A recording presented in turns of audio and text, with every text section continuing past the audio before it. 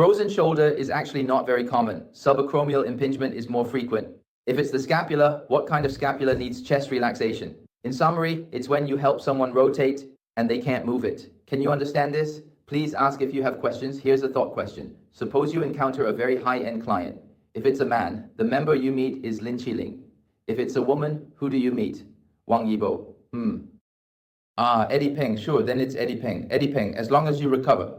But their arms can't be raised. If you help them rotate the scapula, they can lift it. What is this issue? Is it tension or weakness? Weakness. Weakness, it can be divided into having no strength itself, or being in a position where it can't exert strength, right? Originally, as long as you rotate it, it can go up, and you directly label it as weakness, thinking it's the muscle lacking strength, and you start training it. But actually, it's not. The muscle is in a position where it can't exert strength. The difference between these two is like this. Look at my arm circumference. After cutting paper, I still have 48, originally 52. When I'm doing dumbbell curls, my bicep strength is very strong, so I can lift very heavy weights. For example, I can use a 20-kilogram dumbbell to do curls as the main exercise. But now you've given me a requirement. You want me to keep my scapula rotating like this while doing bicep curls. At this point, I can't lift it anymore.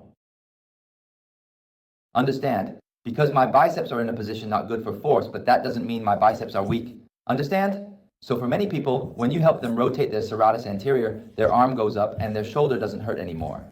It doesn't mean that their serratus anterior is weak. Don't just label it as weak because it goes up with a simple rotation. It's not that. It's that the serratus anterior of most people is in a position where it can't exert force. So, at this point, you need to find the reason. Now, the second situation, with Lin Qiling and Eddie Peng, when you're helping them rotate, you find that no matter how hard you try, their scapula won't rotate. What is the problem here? It's being held back. At this point, you can work on the pectoralis minor. If your skill level is high, you can do eccentric contraction training for the pectoralis minor. If your skill level is lower, you can simply relax it. If your skill level is even higher, at a top level, you can guide them in doing chest breathing exercises. Look at me. When you inhale, your chest expands 3 times larger, and you won't have tension in the pectoralis minor. Everything is expanded. So when you do chest breathing exercises, the fascia of the pectoralis major, pectoralis minor, and all the fascia of the intercostal muscles are relaxed. So you don't need to do any additional relaxation. But this is a bit difficult because most people actually don't know how to do chest breathing properly. Their chest breathing range is very small and they can't expand it all the way around. I'll teach you a simple method. Don't you have a training belt? You tie the belt around and then, with your fingers upright, you should be able to insert 2 fingers. Then, take a deep breath, expand it all the way around, and hold your breath. Go for a run. Don't let it fall down. Do you understand what I'm saying? Yes. This way you gradually open up this circle, but you need to observe. If this person is wearing a belt, when they inhale like this, and it starts to open up like this. Then it's a disaster, because this will lead to cervical spondylosis as he can't open up here, and he uses the upper part. Therefore, his neck should be relaxed, and only this circle should be opened up for it to be effective. If there's weakness in external shoulder rotation, which is quite common. In such cases, you need to activate the infraspinatus and teres minor muscles.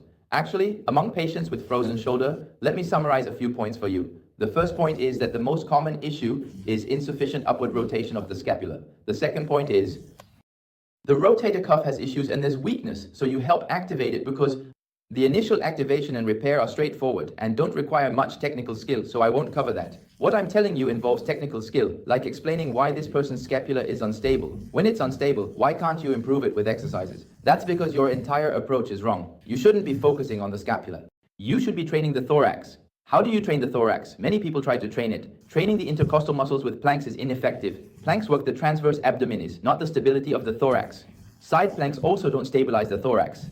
The key to thorax stability is practicing diaphragmatic breathing and training the diaphragm. Once you get this right, the scapula naturally stabilizes, improving conditions like frozen shoulder and winged scapula and enhancing scapular support.